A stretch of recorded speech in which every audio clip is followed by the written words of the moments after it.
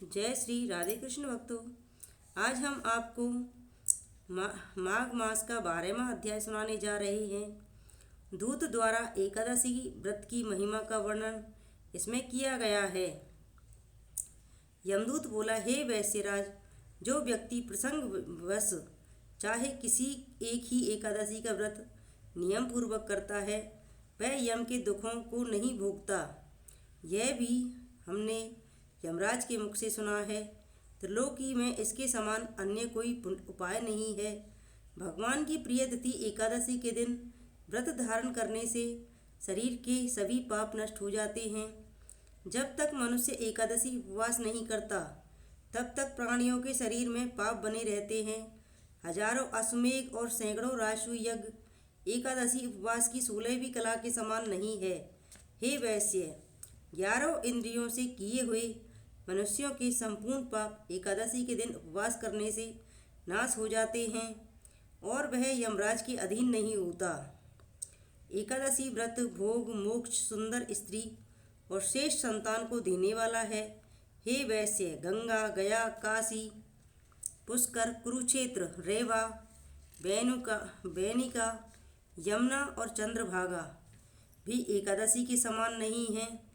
जो एकादशी उपवास करते हैं तथा रात्रि में जागरण करते हैं, उनके पिता और माता और पत्नी के कुलों में 10-10 पुरखों का अवश्य ही उद्धार होता है।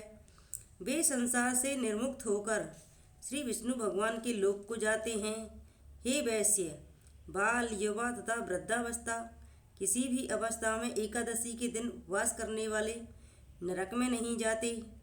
3 रात उपवास करके और तीर्थ में स्नान करके सोना, तिल तथा गौ का दान करके मनुष्य स्वर्ग को प्राप्त होते हैं और ऐसा नहीं करने वाला सदा दुखी रहते हैं।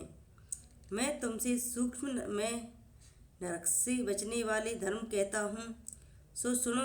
वाणी, मन तथा कर्म से प्राणियों से कभी द्रोह न करें, इंद्रियों को वश में करें, दान आदि करते रहें, हरि भगवान की सेवा करें, नियम पूर्वक चारों वर्णाश्रम की क्रियाओं का पालन करते रहें। हे वैश्य, जूता, छाता, वस्त्र, अन्न, मूल, फल, जल इनकी अपनी शक्ति के अनुसार दान अवश्य करें। गरीब लोग ऐसा नहीं कर सकते, परंतु सामर्थ्यवान को अवश्य दान करना चाहिए। इस लोक में ऐसा दान देने वाले मनुष्य अवश्य बार बार दीर्घायु और धनाढ्य होते हैं। इसलिए बाल्यावस्था से ही धर्म को करना चाहिए। मैंने तुमसे यह संपूर्ण वृत्तांत संक्षेप में कह दिया है। अब ज़्यादा तुम क्या सुनना चाहते हो? इस प्रकार माघ मास का 12वां अध्याय समाप्त हुआ। जय श्री राधे कृष्ण भक्तों।